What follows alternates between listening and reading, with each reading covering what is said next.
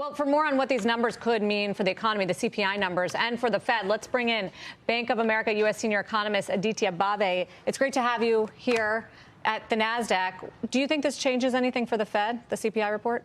Yep, thanks for having me on. So our takeaway from the CPI report was, one, it's a reminder that the path back to 2% is going to be a difficult one.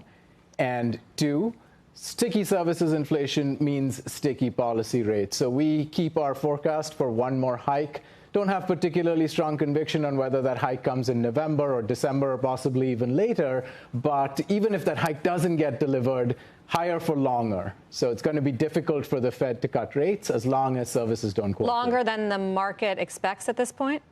Quite possibly, yes. The markets are pricing about 75, 80 basis points of cuts next year. The Fed is telling us that they're only going to cut 50 basis points next year. So, and you expect another hike too, which is, I mean, the argument to that is we have seen this big sell-off in long-term bond yields, and that hurts asset prices, it hurts the economy, it constrains capital, and that does the work, essentially, for the Fed. Absolutely. So this has been a very interesting few days, right? Because there was a leaning from several Fed speakers that, look, maybe we can go, we can pause, maybe we can go on hold from now on because of financial tightening. And then you get the CPI number, and it makes you wonder, has the Fed really done enough? Do they need to do a little bit more? Long and variable lag effects, which theoretically we should just start to feel now. I'm surprised it didn't happen sooner, but speak to that, because a historic amount of hikes in a historic short period of time. No, absolutely. That is a risk. And you see it, for example, in the sell-off in rates, a lot of that in real rates, a lot of that in term premium. That means financial tightening. And there is a risk here that housing, which is tracking the first quarterly increase since the first quarter of 2021, that could go into a double dip. And then if you look at the business side, business investment has outperformed this year, but there's a risk that that might not last as well, given where rates are right now and given what the senior loan officer survey is telling us about credit tightening. So, so back to housing, Aditya. So, and I'm reading in your notes, you think maybe the 80s is a better analogy based upon also the pace of inflation. Help us historians from the 90s and beyond. What does that mean for the housing market? If you think this is an 80s backdrop, look, I think real estate's going a lot lower. And I just, you can't have free money and expect people who overpaid for houses. I mean, the math is pretty simple.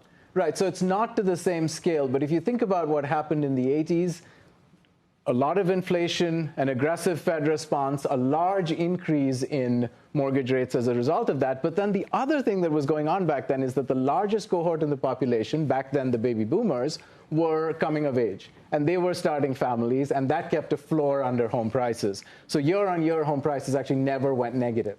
And this time around, it's the millennials rather than the baby boomers. But a similar story, and that's helped home prices hold up, even though residential investment and housing activity have been soft. How do you think about the supply-demand balance? Because that's something that I always find shocking is there's just not enough supply. And even when you look at the overarching numbers, we're still short about 4 to 5 million units. And so, yes, we have higher rates, which should, you would think that housing prices would come down.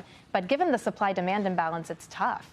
Right. So one of the ironies of what's happened is, one, we have higher rates, and two, a lot of households are locked into very low-rate fixed mortgages, right? So what's happened is that the lack of supply of existing homes has led to a little bit more construction on the new home side, and that's helped housing activity bounce just in the last few months. Aditya, great to have you here. Thank you very much for taking the questions on today's data. Final word, Dan. Yeah, listen, I go back to the stock market. I'm not an economist by any means, and everything he makes. You don't know jack about the economy or bonds. Well, no, I know a little bit, but Jack, what? Yeah. Sorry. The only thing I'll just say is, like, think about the most economically sensitive groups in the stock market. I look at banks, how they've traded all year. Now home builders have just joined the party, right? The consumer sensitive ones, you know what I mean? Like we just talked about retails, consumer staples, like they're kind of falling apart, you know what I mean? So the market reminds me a great deal of Q4 2021, where every day on the show, and Sarah used to pop on every once in a while, and you'd say to me, why are you so negative? Look at the indices. They're making new highs. Yeah, and you did say that to me a few times. But I would say to you, look under the hood.